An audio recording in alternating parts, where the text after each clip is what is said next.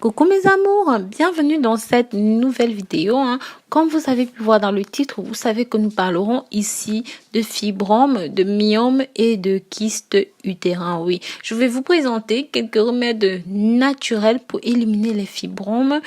Mais avant de rentrer dans le vif du sujet, si vous êtes nouveau, si vous êtes nouvelle, la voix que vous entendez, c'est la mienne, Rose Mouni. Je vous dis bienvenue sur ma chaîne YouTube. Si vous n'êtes pas encore abonné, n'hésitez pas, abonnez-vous, likez et commentez. Les fibromes, également connus sous le nom de myomes utérins, sont des tumeurs masculinaires non cancéreuses qui se produisent fréquemment au niveau de l'utérus. Environ 80% des femmes développent des fibromes à l'âge de 50 ans. Waouh! La cause commune des fibromes utérins n'est pas connue. Jusqu'ici, des facteurs tels que la génétique, des anomalies des vaisseaux sanguins ou du système vasculaire, des hormones ou autres facteurs de croissance jouent un rôle de pivot dans le développement des fibromes. La majorité des femmes n'éprouvent pas de symptômes. Toutefois, certaines femmes éprouvent des symptômes tels que des règles abondantes, des règles de longue durée, une pression, une douleur au niveau du pelvis, les problèmes vésicaux, un malaise rectal, des douleurs au bas-ventre et même au dos. De manière générale, les fibromes utérins ne sont pas dangereux, mais ils peuvent causer un malaise immense, des complications telles que l'anémie en raison d'une perte excessive de sang. Dans de rares cas, les fibromes peuvent affecter la grossesse, peuvent même affecter votre fertilité. Voici des remèdes maison pour y pallier. Mes chéris, tout d'abord, on va commencer par le vinaigre de cidre de pomme. Le vinaigre de cidre de pomme peut être très efficace dans la réduction des symptômes des fibromes, étant donné qu'ils éliminent les toxines du corps tout en favorisant la perte de graisse. Bien que cela ne soit pas scientifiquement prouvé, il est censé aider à réduire la taille des fibromes également. Comment est-ce que vous devez vous en servir? Prenez simplement une cuillère à café de vinaigre de cidre de pomme dans un verre d'eau fraîche que vous allez boire le matin et le soir. Et bien sûr, vous pouvez combiner cela avec des feuilles de ndolé. Oui, ce sont des feuilles d'une extrême amertume. Donc, si dans votre pays, vous n'avez pas ces feuilles et que vous connaissez des feuilles qui sont extrêmement amères, n'hésitez pas à utiliser des feuilles médicamenteuses au goût extrêmement amer.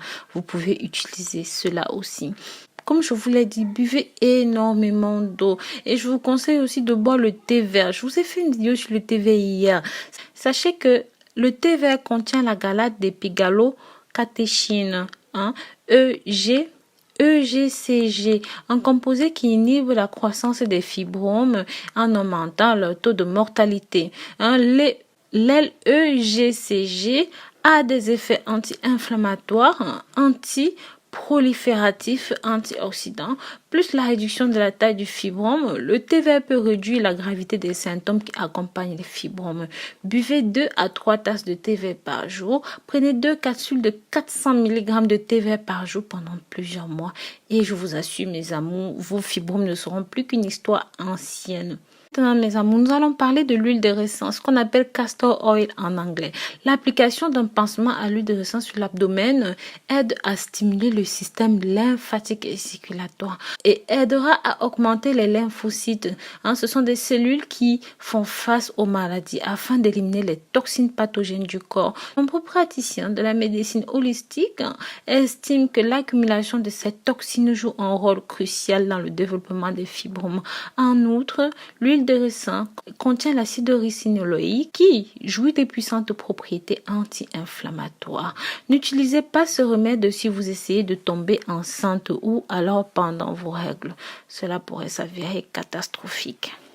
Maintenant, nous allons simplement parler des pissenlits, oui. Amour, le pissenlit, combien de fois dois-je vous parler de cette fleur? Le pissenlit est tout simplement quelque chose d'exceptionnel. Le pissenlit aide à la désintoxication du foie et à l'élimination de l'excès d'oestrogène dans le corps. Mes amours, ce que vous devez faire, si vous avez des fleurs de pissenlit, vous faites tout simplement 2 fleurs dont vous nettoyez et 2 fleurs vous laissez infuser le matin que vous allez boire dans à peu près 100 centilitres d'eau et vous faites pareil le soir. Et bien sûr, c'est pas la peine de vous dire que vous devez boire ça à jeun pour un effet plus effectif. Donc voilà mes amours, je vous remercie d'avoir regardé cette vidéo et je vous dis à très bientôt pour de nouvelles vidéos. D'ici là, prenez grand soin de vous et sachez que je vous porte dans mon cœur.